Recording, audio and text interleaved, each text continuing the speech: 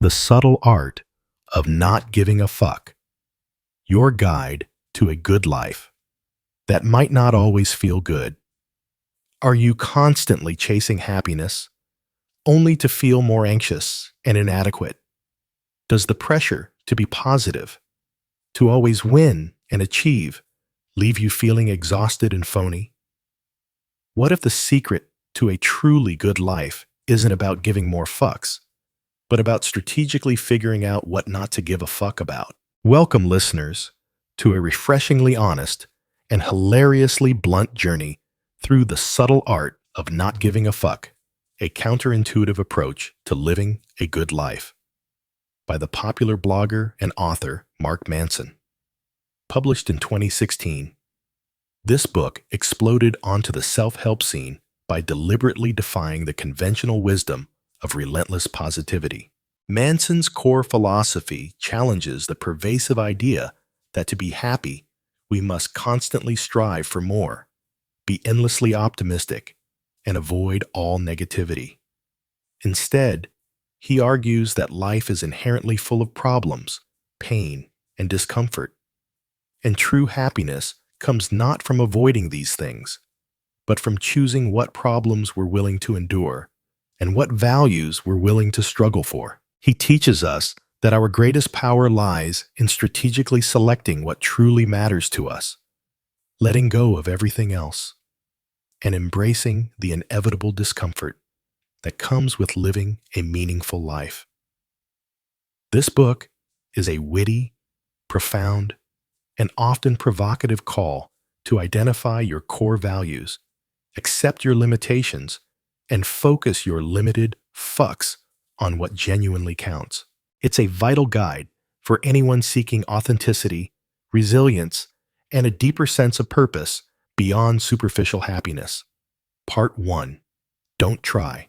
In the first part of The Subtle Art of Not Giving a Fuck, Mark Manson immediately sets the tone by challenging deeply ingrained self-help notions, particularly the obsession with being constantly positive and the belief that avoiding pain leads to happiness. He introduces his core premise. Sometimes, the harder you try to be happy, the more miserable you become. Chapter 1. Don't Try explanation. Manson begins by referencing the legendary writer Charles Bukowski, who famously requested "Don't Try" be inscribed on his tombstone. This isn't an endorsement of apathy, but rather a critique of the modern obsession with constant striving, overexertion, and the relentless pursuit of more that often leads to anxiety and a feeling of inadequacy. He argues that trying too hard for certain outcomes can be counterproductive, signaling insecurity rather than genuine confidence. Deep analysis. Psychologically, this chapter challenges the tyranny of positive thinking that pervades much of the self-help industry. Manson suggests that an excessive focus on being happy, positive, or successful actually backfires. When we try too hard to be happy, we inadvertently send a message to our subconscious that we aren't happy, thus reinforcing a feeling of inadequacy.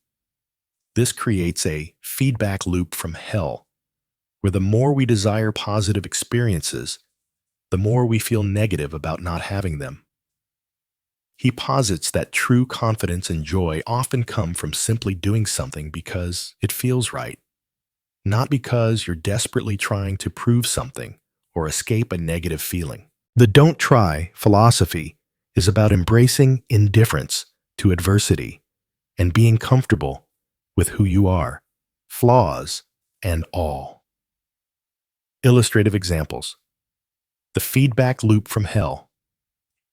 Manson describes someone who gets anxious about public speaking. They then get anxious about being anxious. This recursive loop intensifies the negative feeling.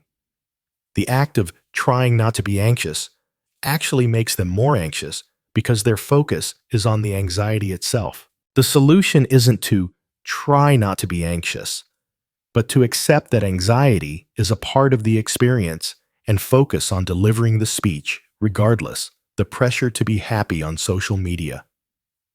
Think about social media. Everyone is curating their perfect lives, showing only the highlights. This creates a societal pressure to always appear happy, successful, and amazing. The trying here is exhausting. It's a performance designed to elicit approval, not to genuinely express oneself. When people see this curated perfection, they then try to match it, leading to feelings of inadequacy when their real lives don't measure up. The overly enthusiastic job interviewee. Imagine someone in a job interview who tries too hard to impress. They might overtalk, exaggerate, or seem desperate.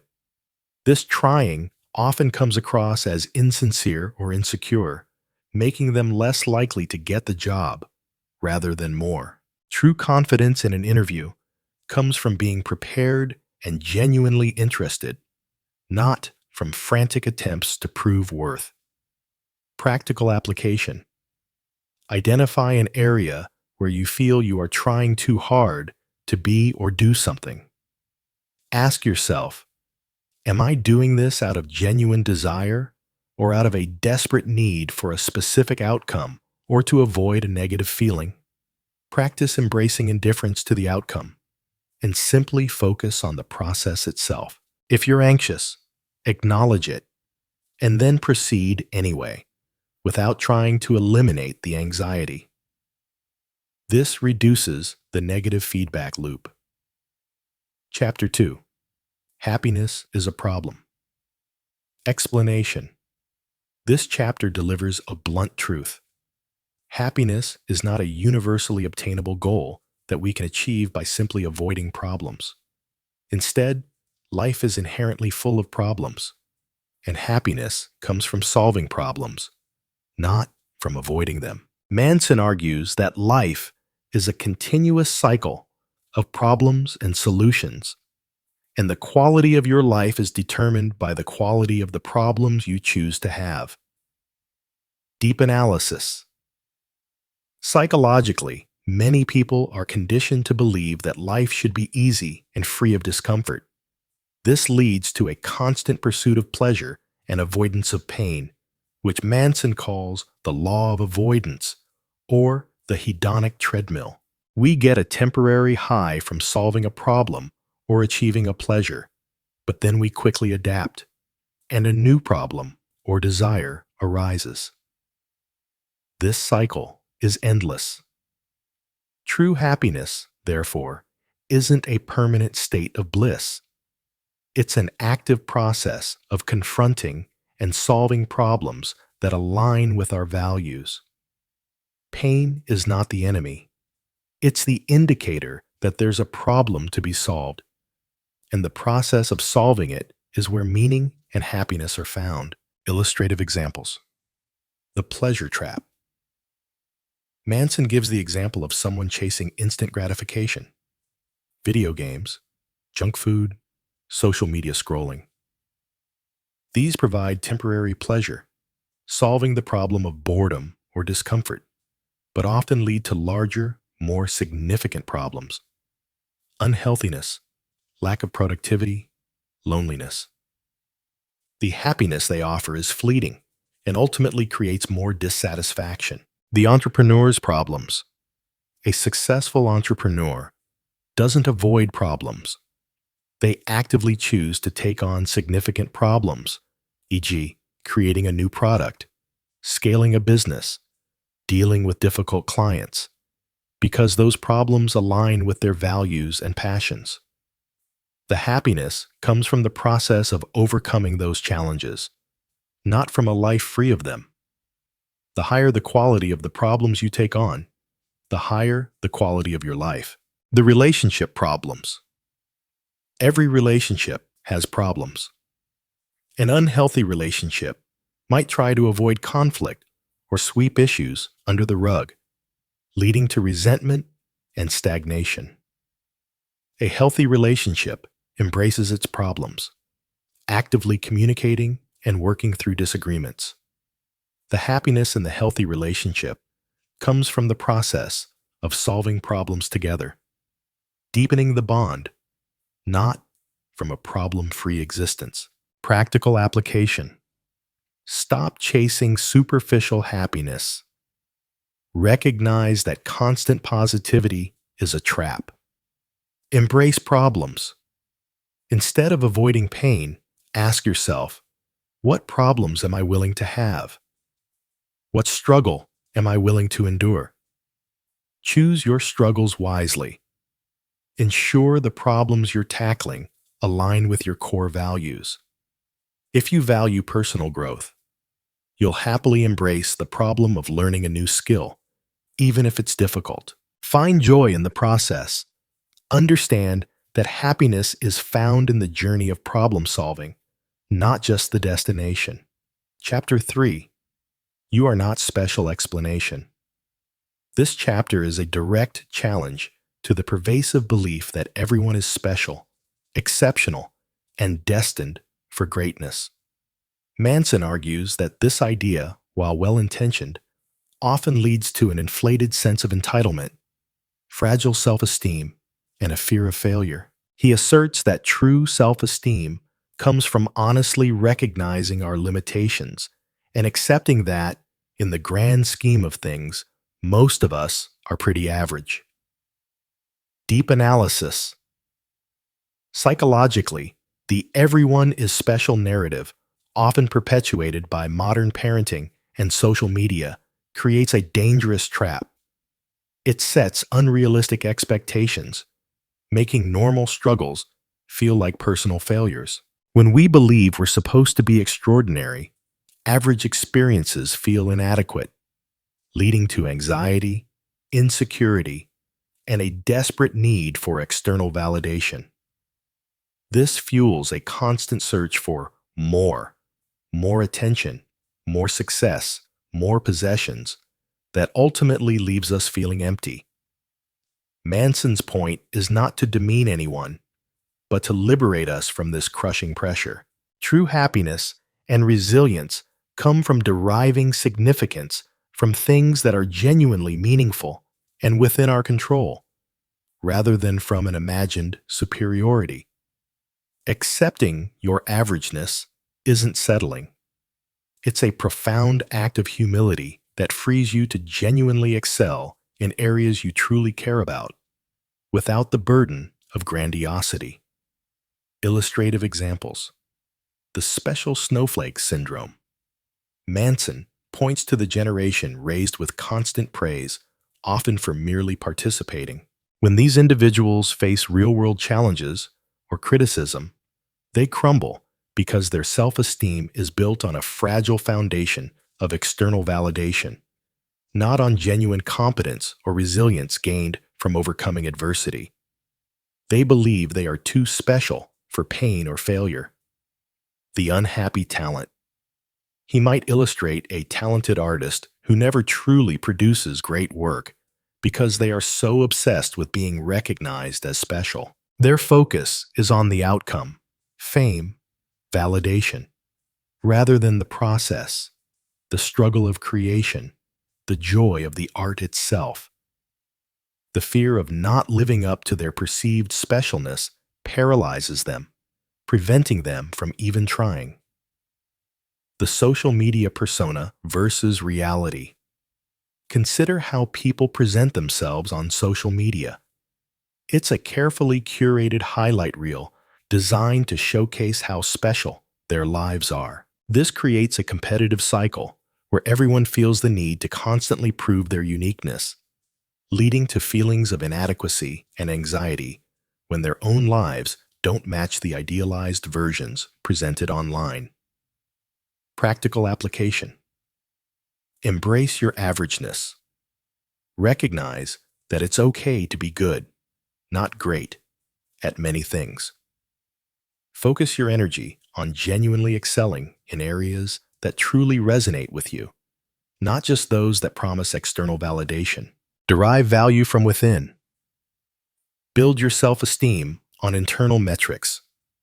Your integrity, your effort, your kindness, your ability to overcome personal challenges, rather than external achievements or comparisons to others.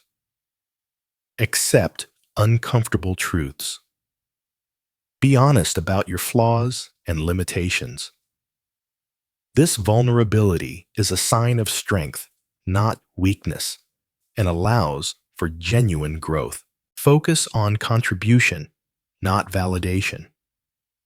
Instead of seeking to be special, focus on doing something meaningful that contributes to something larger than yourself. Chapter 4: The Value of Suffering. Explanation. This chapter boldly states that suffering is not only inevitable but necessary. Manson argues against the common self-help narrative that pain should be avoided at all costs. Instead, he posits that our problems and the suffering they entail are what give life meaning and define our values. The question isn't, how do I avoid suffering? But, what am I willing to suffer for? Deep analysis. Psychologically, this chapter challenges the avoidance coping mechanism. When we try to avoid pain, we often inadvertently create more suffering in the long run. E.g., avoiding difficult conversations leads to resentment. Avoiding hard work leads to stagnation. Manson suggests that pain is a signal, a call to action. It indicates that something needs to be addressed, or that our values are being violated. Embracing discomfort, therefore, is crucial for growth. Our struggles define what we truly care about. The quality of our lives is not determined by the absence of pain, but by the meaning we derive from our pain and the values we choose to suffer for. When we choose our suffering, we invest in it, and that investment makes the outcome meaningful. Illustrative examples. The meaning of a marathon. No one runs a marathon because it's easy. They do it because they are willing to suffer the pain of training, the exhaustion, and the physical discomfort for the reward of accomplishment, discipline, and proving something to themselves. The suffering itself becomes part of the value. The joys of parenthood. Parenthood is filled with immense joy, but also with incredible suffering, sleepless nights, financial strain, emotional challenges, worrying about your children. People don't avoid these sufferings because the value of raising a child, of love and connection, far outweighs the pain. They choose the suffering because it aligns with their deepest values. The struggle of building a business. Starting a business is notoriously difficult, filled with stress, setbacks, and financial risks. Many people avoid it, but for those who value autonomy, innovation, or solving a particular problem, they are willing to endure this specific kind of suffering because it aligns with their core values. The pain is not a deterrent. It's a necessary part of the journey to a deeply desired outcome. Practical application. Identify your chosen suffering. What problems are you willing to take on? What discomfort are you willing to endure to achieve what you truly desire? Reframe. Pain as a compass. View discomfort, anxiety, or struggle not as something to be avoided, but as signals pointing you towards what truly matters to you. Focus on values, not just outcomes. Understand that the process of struggling for something worthwhile is where meaning is found, not just in the final achievement. Embrace negative emotions. Allow yourself to feel anger, sadness, or fear when appropriate. These emotions are natural signals. What are they telling you needs to be addressed? Chapter 5. You are always choosing. Explanation. This chapter delivers a powerful, often uncomfortable truth.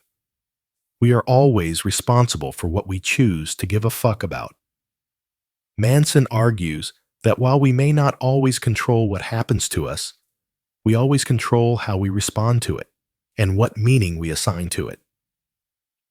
This choice of what we care about dictates our values and our emotional responses. Deep analysis. Psychologically, this principle pushes back against the common tendency towards victimhood and external blame. It asserts that blaming others or circumstances for our feelings of unhappiness or inadequacy is a disempowering act. While external events, the stimulus, can be painful, our perception and response to them are ultimately our responsibility. Every emotional reaction, every choice to be offended, angry, or happy stems from what we've implicitly decided matters to us. This is the essence of personal agency. True freedom comes from consciously choosing your fucks. That is, deciding what values you will live by and what problems you will take responsibility for. This conscious choice creates an internal locus of control, where you are the master of your emotional investments, not a slave to every external trigger. Illustrative examples. The reaction to a traffic jam.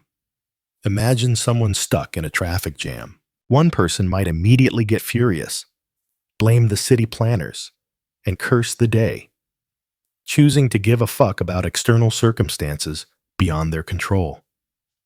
Another might calmly listen to an audiobook or call a friend, choosing not to give a fuck about the uncontrollable and instead focus on what can be controlled. Both experience the same external event, but their chosen focus and emotional investment created vastly different experiences. Dealing with criticism. Someone receives harsh criticism on their work. If they've chosen to value external validation above all else, they'll be crushed and feel worthless, giving a fuck about external approval. If they've chosen to value honest feedback and learning, they might feel a temporary sting, but then calmly analyze the criticism for growth opportunities. Choosing to give a fuck about growth, not ego. The victim mentality trap. Manson explores how people can inadvertently choose a victim mentality by constantly blaming their parents, their past, or society for their current problems. While these factors may have contributed, choosing to remain a victim prevents taking responsibility for one's current choices and actions, thereby perpetuating the problem. He might point out that true empowerment comes from saying, "Yes, that happened, and now I choose to respond this way." Practical application. Identify where you feel like a victim. Notice situations where you tend to blame external factors for your unhappiness or frustration. Shift your language. Replace "they made me feel X" with "I chose to feel X because I gave a fuck about Y." Take responsibility for your fucks. Ask yourself, is this truly worth my emotional energy? Am I choosing to be upset here, or is there another way to respond? Consciously choose your values, what truly matters to you. Focus your attention and emotional investment on those things, and learn to develop indifference towards everything else. Chapter 6. You are wrong about everything, and so am I. Explanation. This chapter champions uncertainty and the constant questioning of our own beliefs. Manson argues that growth and learning occur when we acknowledge that our current understanding is likely incomplete or even incorrect. It's about letting go of certainty and embracing the possibility that we might be wrong. Deep analysis. Psychologically, humans have a deep need for certainty and consistency. Our brains seek to confirm what we already believe, a phenomenon known as confirmation bias. This makes us resistant to new information that challenges our worldview. Manson argues that true growth requires overcoming this bias and actively seeking out situations or ideas that contradict our current beliefs. This being wrong isn't a flaw, it's a feature of learning. When we embrace the idea that we're probably wrong about many things. We become open, curious, and resilient. This fosters humility and enables continuous improvement rather than rigid dogmatism or intellectual arrogance. He points out that progress is often made by incrementally reducing the degree to which we are wrong, not by becoming perfectly right. Illustrative examples. The evolution of scientific understanding.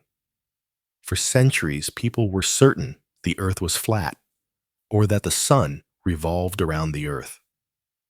Progress happened when individuals, Copernicus, Galileo, were willing to challenge these certainties and embrace the discomfort of being wrong in the face of new evidence. The scientific method itself is built on constantly trying to prove our theories wrong. The argumentative friend. Imagine a friend who always has to be right in every discussion. They will argue endlessly, even with overwhelming evidence, because their ego is tied to their certainty. They cannot learn or grow because they are too afraid to be wrong. Manson would say, their obsession with being right is a sign of deep insecurity.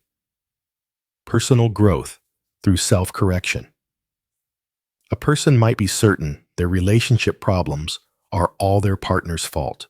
This certainty prevents them from introspection. But if they're willing to entertain the idea, maybe I'm wrong, maybe I contribute to this too, they open the door to self-reflection, behavior change, and ultimately a healthier relationship. The willingness to be wrong is the first step to being better. Practical application.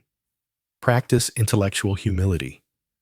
Actively seek out perspectives that contradict your own. Read books or listen to podcasts from people with opposing viewpoints. Ask, what if I'm wrong? When you feel absolute certainty about something, pause and ask yourself, what if the opposite were true? What evidence would support that? Be comfortable with discomfort. Recognize that learning often involves the discomfort of admitting you don't know or were mistaken. Prioritize growth over being right. Value the process of continuous learning and self-correction more than the temporary satisfaction of being certain. Part 2. The problem with being happy. Values and identity. Having stripped away the illusions of constant positivity and the fear of being wrong, Mark Manson now shifts our focus to the very core of a meaningful life, our values. He argues that the problems we choose, the emotions we feel, and the happiness we experience are all direct reflections of what we deem important.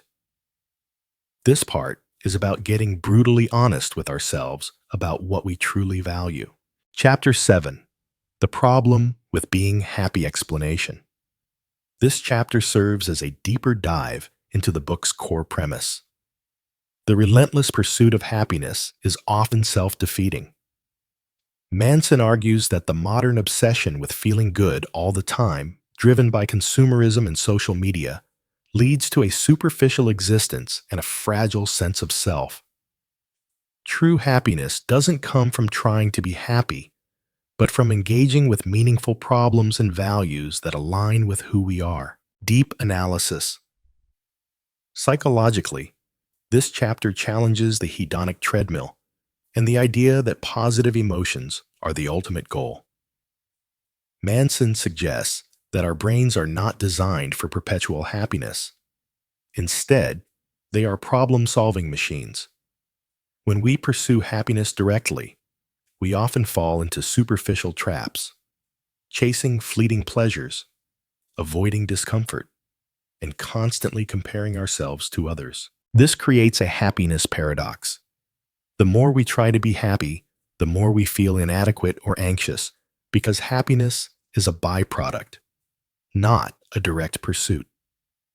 He posits that focusing on values-driven actions and being willing to experience the discomfort that comes with them is the true path to a good life. Discomfort is a signal that we're engaging with something important. Illustrative examples. The social media happy trap. Manson highlights how social media platforms are built to showcase idealized versions of happiness. People constantly post about their perfect vacations, flawless relationships, and incredible achievements. This creates a feedback loop where everyone appears happy, leading others to feel inadequate if their lives don't match up. The pressure to perform happiness becomes exhausting and inauthentic, driving a deeper sense of misery. The life of the self-help junkie. Consider someone who constantly buys self-help books, attends seminars, and tries every new technique to feel better. They're perpetually seeking the next fix for happiness. Manson would argue this is a symptom of believing happiness is a destination to be reached, rather than a byproduct of engaging with meaningful values. The act of constantly fixing oneself reinforces the idea that one is broken, perpetuating unhappiness. The unhappy superstar. Manson often points to figures who achieve immense fame and wealth, but struggle with addiction, depression, or a profound sense of emptiness. Their external achievements brought superficial happiness, but lacked alignment with deeper values, leading to a profound void. The quality of their fucks was misplaced, focused on external validation rather than internal integrity or contribution. Practical application. Stop chasing happiness as a direct goal. Understand that happiness is a side effect of pursuing something worthwhile. Embrace discomfort. Recognize that real growth and meaningful experiences often involve pain, struggle, and discomfort. Don't avoid these signals. Learn from them. Identify your true problems. Instead of asking, how can I be happy? Ask, what problems am I willing to solve? And what discomfort am I willing to endure? The answers reveal your actual values. Focus on values-driven action. Redirect your energy from seeking immediate gratification to taking steps that align with your deepest, chosen values, even if they're difficult. Chapter 8. The Failure is the Way Forward Explanation. This chapter fundamentally reframes our relationship with failure. Manson argues that failure isn't the opposite of success. It's a necessary component of it. He challenges the fear of failure that paralyzes many, asserting that learning and growth occur primarily through experimentation, mistakes, and the willingness to be wrong. Deep analysis. Psychologically, many people are conditioned to avoid failure at all costs due to shame, judgment, or the perceived blow to their ego. This creates a safety trap where individuals avoid risks, new challenges, or anything that might expose their imperfections. Manson highlights that this aversion to failure is actually a sign of fragility and an inflated sense of self-importance. I'm too special to fail. True growth and innovation stem from a willingness to try, fail, learn, and adapt. Each failure provides crucial information, highlighting what doesn't work and nudging us closer to what does. The real problem isn't failure itself, but our unwillingness to embrace it as a learning process. By internalizing that failure is simply data, we cultivate resilience, creativity, and genuine progress.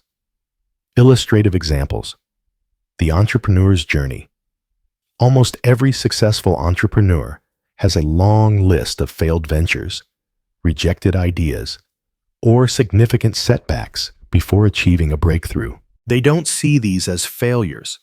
They see them as stepping stones, necessary experiments, and valuable lessons that refined their approach. Manson might use examples of tech giants whose early products flopped before they found their market fit. Learning to walk. A child learning to walk doesn't avoid falling. They fall hundreds of times, Learn from each fall, adjusting balance, gaining strength, and eventually master walking. Imagine if, after the first few falls, they decided walking was not for them because they failed. This absurdity highlights our adult fear of failure. The dating game. Someone afraid of rejection might never approach potential partners. They avoid the failure of being turned down, but in doing so, they also avoid the success of finding a meaningful relationship.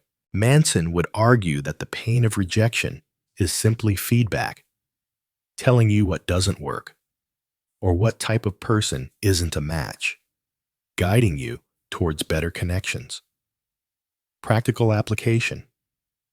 Embrace experimentation. Don't wait for perfection. Take action, even if it's imperfect, and be willing to learn from the results.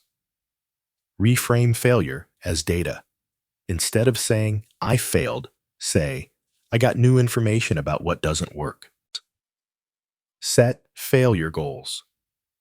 Consciously try things where failure is a high probability, specifically to learn and build resilience. This desensitizes you to the fear of failure. Separate your worth from your outcomes. Understand that your value as a person isn't tied to whether you succeed or fail at a task. Your worth is inherent. Chapter 9. The importance of saying no explanation. This chapter emphasizes the crucial skill of saying no as a fundamental act of defining your values and protecting your boundaries. Manson argues that if you don't have something you are willing to say no to, then you haven't truly committed to saying yes to anything important. Our lives are defined by what we choose to reject as much as what we choose to accept. Deep analysis. Psychologically, many people struggle with saying no due to a fear of missing out, FOMO, a desire to please others, or a need for external validation. This leads to overcommitment, diffused energy, and a lack of focus on what truly matters. Manson asserts that by saying no to things that don't align with your core values, you create space and energy for the things that do. It's an act of self-respect and integrity. Without clear boundaries, you allow others' priorities to dictate your life, making you reactive and ineffective. Saying no is an expression of your chosen fucks. You're saying, "My values in this area are so important that I'm willing to turn down other opportunities that don't serve them." Illustrative examples. The overcommitted professional. Someone who says yes to every meeting, every request, every new project, quickly becomes overwhelmed and ineffective. They spread their limited energy thin across too many things, completing none of them excellently. Their inability to say no dilutes their impact. The social life dilemma. A person might feel obligated to attend every social event, even if they're tired or don't genuinely want to go, because they fear missing out or offending someone. By saying no to some invitations, they free up time for genuine rest, for hobbies they truly enjoy, or for more meaningful connections. Protecting your values. If you value personal growth as a core fuck, you might say no to spending hours scrolling mindlessly on social media, even if it feels pleasurable in the short term. You're saying no to the distraction to say yes to personal development. If you value financial independence, you might say no to impulsive purchases that don't align with your savings goals. Practical application. Clarify your core values. What are you genuinely saying yes to in your life? This makes saying no easier. Practice polite refusal. You don't need to be aggressive. A simple, "That sounds interesting, but I won't be able to commit to that right now as I'm focusing on X," is sufficient. Recognize the trade-off. Understand that every yes to something outside your values is a no, to something within your values. Prioritize your fucks. If you truly care about something, you must be willing to defend it by saying no to what is less important. Part 3. You are not special. Values and identity. Revisited. Having challenged our illusions about happiness, success, and the avoidance of pain, Mark Manson now takes us deeper into the uncomfortable truth of our own identities and the values we choose to live by. He argues that true personal growth stems from acknowledging our limitations and choosing better, more realistic values that serve our well-being. Chapter 10. The Uncomfortable Truth. Explanation. This chapter confronts us with the idea that life is inherently unfair, and expecting it to be otherwise leads to constant frustration and a sense of victimhood. Manson argues that bad things happen to everyone, and true resilience comes from accepting this truth, taking responsibility for our reactions, and choosing to act despite the discomfort. Deep analysis. Psychologically, humans often gravitate towards a belief in just world hypothesis, where good things happen to good people and bad things happen to bad people. This makes it hard to accept random misfortune or inherent unfairness. When confronted with unfairness, people tend to either blame themselves excessively or blame external forces, leading to either self-flagellation or a victim mentality. Manson's point is that accepting that life is unfair is liberating. It frees us from the exhausting quest for universal justice or the need to understand why me. It shifts our focus from complaining about what is to taking responsibility for what we do in response to what is. This acceptance allows us to invest our energy in solving problems we can influence, rather than dwelling on those we can't. Illustrative examples. The entrepreneur's unfair setback. Imagine a hardworking entrepreneur whose successful business is suddenly devastated by an unpredictable economic downturn or a natural disaster, something completely out of their control. They could succumb to despair, crying, "It's not fair," which it isn't. Or they could accept the unfairness as a given, then pivot to asking, given this reality, what's my best next step? How can I rebuild? The latter attitude embodies Manson's principle. Dealing with illness. A person dedicated to healthy living might suddenly develop a serious illness. It feels incredibly unfair. Manson would argue that while the illness itself is unfair and tragic, the power lies in choosing how to respond. Succumb to bitterness, or find meaning in the struggle, advocate for others, or cherish every remaining moment. The fuck is given to living meaningfully, despite unfairness, not to wishing it away. The life isn't a fairy tale. Parents who try to shield their children from every disappointment or perceived unfairness inadvertently set them up for a fragile adulthood. Manson would suggest that teaching children resilience involves letting them experience small unfairnesses and guiding them to accept and adapt, rather than always expecting things to be easy or perfectly just. Practical application. Acknowledge unfairness. When something bad happens, allow yourself to feel that it's unfair, but don't dwell there. State it, accept it, and move on.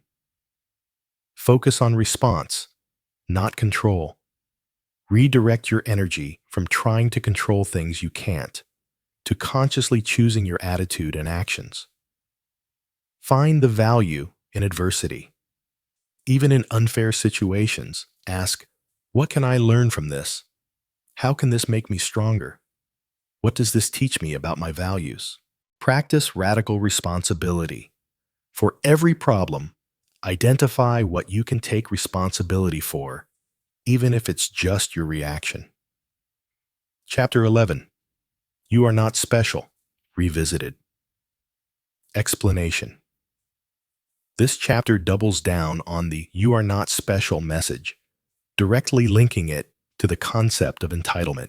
Manson argues that the belief in one's inherent specialness leads to a pervasive sense of entitlement, the expectation that one is owed certain things, happiness, success, respect, without necessarily earning them or enduring the necessary struggle. Deep analysis. Psychologically, entitlement is a defense mechanism against insecurity. When we feel deeply inadequate, we compensate by believing we are owed something, which inflates our ego while simultaneously making us fragile. If life doesn't deliver what we feel entitled to, we become frustrated, angry, or depressed. Manson points out that this entitlement blinds us to our own flaws and weaknesses, preventing genuine growth. True greatness and strong self-esteem are built not on being told you're special, but on honestly assessing yourself, recognizing your limitations, and then working to improve them. This requires humility and a willingness to accept uncomfortable truths about oneself. The fuck is given to developing character and competence, not to maintaining a false sense of superiority. Illustrative examples. The entitled student. A student believes they are special and thus deserve an A simply for showing up without putting in the necessary work. When they receive a lower grade, they blame the teacher or the system rather than taking responsibility for their effort. Their entitlement prevents them from learning and improving. The online commenter's rage. Manson frequently uses examples from online behavior. Many people feel entitled to their opinions being heard, validated, and unchallenged. When someone disagrees or criticizes them, they react with disproportionate anger or outrage, believing they are owed universal agreement. This entitlement leads to emotional volatility and an inability to engage in constructive dialogue. The unhappy millionaire, revisited. Even wealthy individuals can suffer from entitlement. They might believe they're entitled to constant happiness, perfect relationships, or eternal youth, simply because they have money. When life inevitably presents challenges, their entitlement makes them feel unjustly treated, leading to chronic dissatisfaction despite their material success. Practical application. Question your expectations. When you feel frustrated or angry, ask, what did I feel entitled to here? Did I truly earn this, or did I just expect it? Embrace humility. Acknowledge your flaws and weaknesses. See them as areas for growth, not sources of shame. Focus on effort and contribution.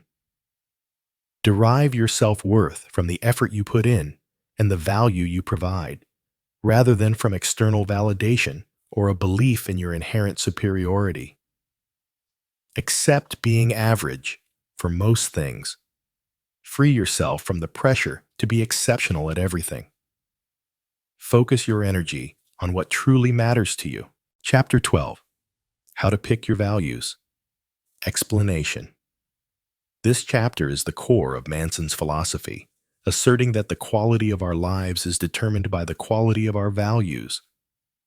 He argues that many people unknowingly hold bad values, values that are uncontrollable, fleeting, or socially dependent, leading to constant misery.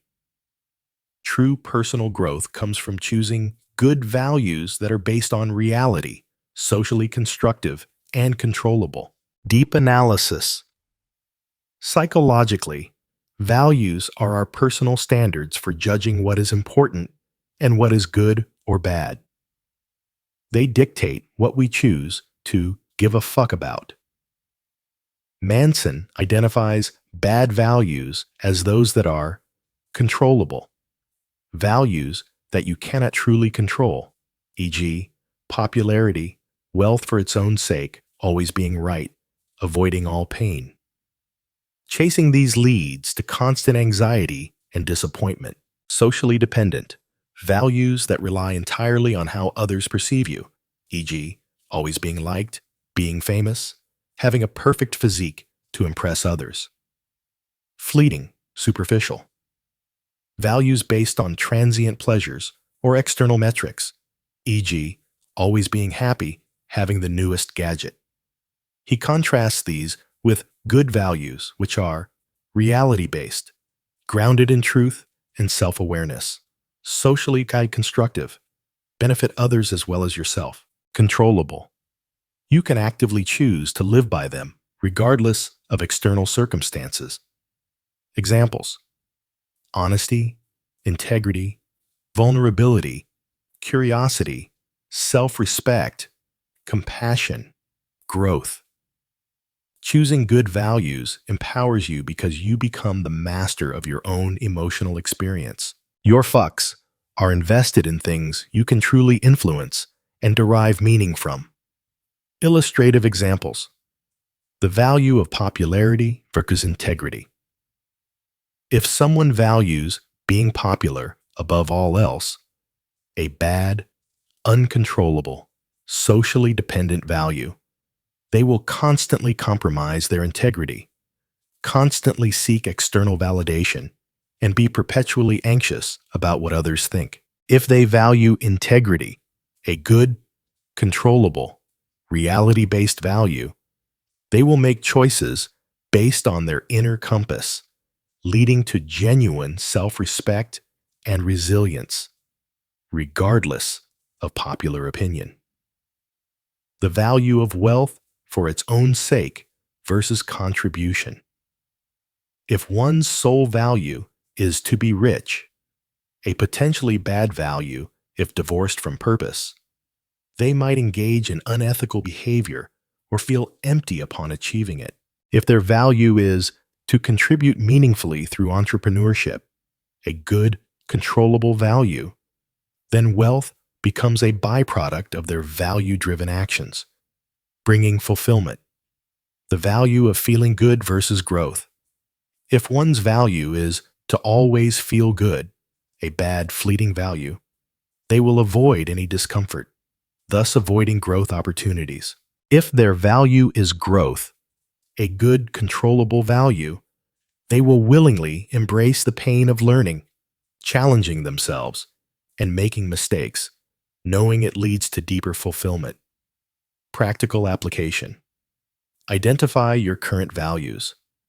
Honestly assess what you actually give a fuck about in your daily life, not just what you say you value.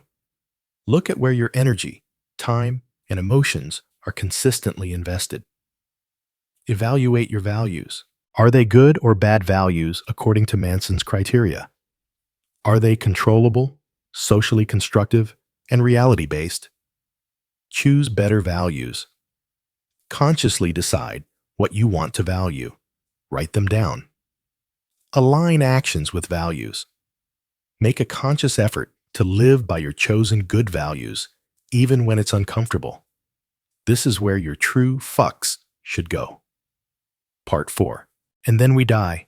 The inevitable truths. Having confronted our ideas of specialness and the critical role of values, Mark Manson now takes us to the ultimate uncomfortable truth: mortality and the inherent uncertainty of life. This final section brings together all the previous concepts, showing how accepting our limits and the inevitability of death can actually free us to live a more meaningful and impactful life. Chapter 13. And then we die. Explanation. This chapter, with its stark title, directly confronts the universal human experience of death and the fear of it. Manson argues that accepting our own mortality is not morbid. It's the ultimate catalyst for prioritizing what truly matters and living a life of genuine significance. The fear of death, or the avoidance of thinking about it, often leads to a life lived superficially, constantly trying to avoid pain or chase fleeting pleasures. Deep analysis. Psychologically, humans are often driven by a fundamental terror management theory, where much of our behavior is an unconscious attempt to deny or escape the reality of our own mortality. This can manifest as an obsessive pursuit of fame, wealth, or legacy, believing these will grant a form of immortality. Manson asserts that truly embracing our finiteness forces us to choose our values more wisely. When we realize our time is limited, we naturally become more discerning about what we give our fucks about.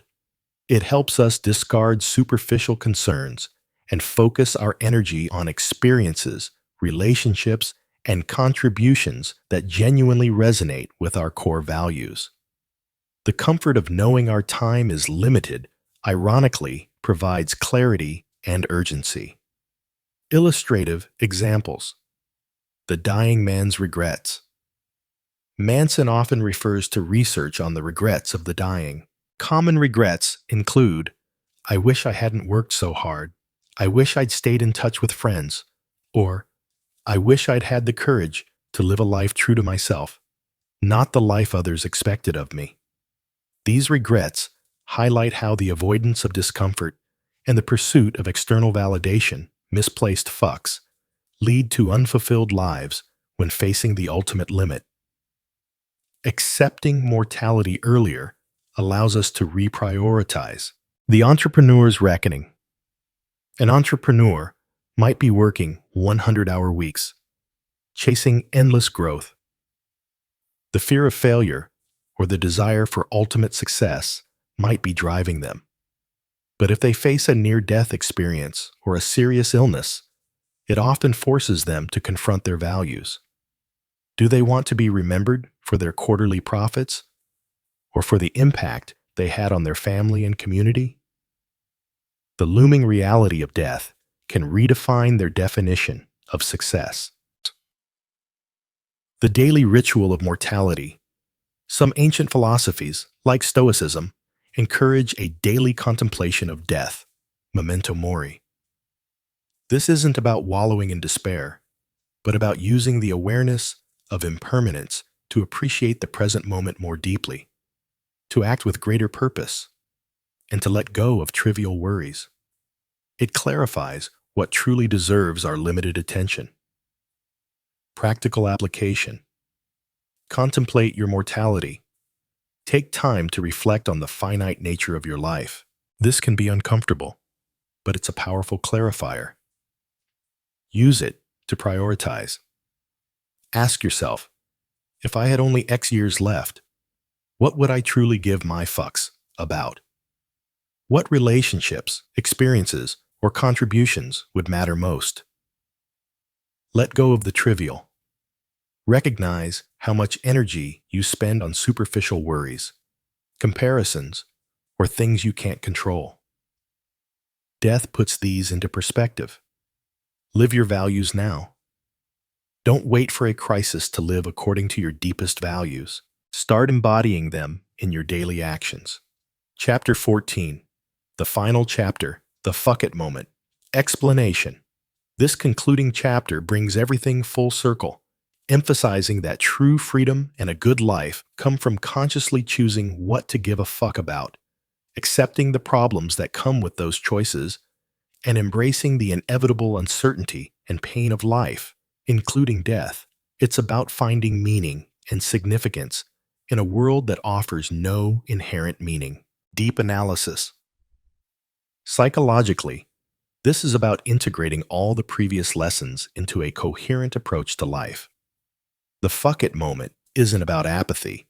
It's about a radical shift in perspective where you stop desperately trying to control everything, avoid all discomfort, or be universally loved. Instead, you accept your limitations, embrace the struggle, and focus your limited energy on what truly matters to you. This creates a deep sense of peace, authenticity, and resilience. It's the ultimate act of taking responsibility for your values and living them without apology. It's about finding meaning in the choices you make and the problems you choose to solve. Illustrative examples. The calculated indifference. Manson discusses how some of the most impactful people are those who developed a calculated indifference to trivial things. They don't care about pleasing everyone, avoiding all criticism, or looking perfect. Their fucks are reserved for their mission, their values, and their impact. This allows them to endure setbacks and stay focused on their higher purpose. The joy of the struggle. Revisit the entrepreneur, the artist, or the parent. Their joy comes not from a life free of problems, but from the process of engaging with deeply meaningful problems. The fuck it moment allows them to say, yes, this is hard, this is painful, but I choose this struggle because it aligns with who I am and what I value. Finding meaning in the absurdity. Life is often absurd and messy. Manson encourages us to find meaning not by imposing it from the outside, but by choosing to assign meaning to our experiences, our values, and the problems we solve. This is the existential freedom that Frankl spoke of, the power to choose significance even when life seems meaningless. Practical application. Reflect on your chosen fucks. Regularly check in with yourself. Are you still investing your emotional energy in the things that truly matter to you? Or have you gotten sidetracked by trivialities? Embrace uncertainty. Accept that life will always have unknowns and unexpected challenges. Don't try to control everything. Focus on your adaptable response. Live with integrity. Ensure your actions consistently align with your deepest, chosen values, even when it's difficult or unpopular. This is where true self-respect comes from. Be willing to die for something, not literally, but metaphorically. What values are so important to you that you would willingly endure discomfort, criticism, or even significant loss to uphold them? This clarifies your purpose. Conclusion. The liberation of not giving a fuck. We now bring to a close our journey through The Subtle Art of Not Giving a Fuck by Mark Manson. This book has been a refreshing splash of cold water on the face of conventional self-help, challenging us to reevaluate our definitions of happiness, success, and even our own worth. Manson's core message is a powerful paradox. The path to a good life often involves embracing discomfort, accepting our limitations, and strategically choosing what not to care about. We've learned that true self-esteem isn't about being special, but about accepting our averageness and taking responsibility for our choices. We've seen that happiness isn't a destination to be pursued, but a byproduct of solving meaningful problems that align with our deepest values. And we've confronted the liberating truth that embracing failure and our own mortality can actually free us to live a life of greater purpose and authenticity. In the often overwhelming and hyper-connected 21st century, where we are bombarded with reasons to feel inadequate and pressured to chase endless superficial desires, Manson's subtle art is more vital than ever. It's a call to filter out the noise, conserve your limited emotional energy for what truly matters, embrace reality, accept that life is messy, imperfect, and sometimes unfair. Define your values. Consciously choose what truly gives your life meaning and what you're willing to struggle for. Take responsibility. Own your problems and your reactions without blaming others. Live authentically. Be true to yourself, flaws and all, rather than performing for external validation. This book is a powerful invitation to stop giving a fuck about trivialities and start giving a fuck about what genuinely aligns with your soul. It's about finding liberation in saying no to the superficial and a resounding yes to the hard-won joys of a deeply meaningful life. Call to action for your YouTube channel. If the raw honesty and practical wisdom of Mark Manson in this summary have resonated with you, I wholeheartedly encourage you to read The Subtle Art of Not Giving a Fuck in its entirety. His full stories, humor, and further insights offer an even more impactful and liberating experience. Now, we'd love to hear from you. What's one thing you've decided to stop giving a fuck about? And what's one thing you're now committed to giving a real fuck about after listening to this summary?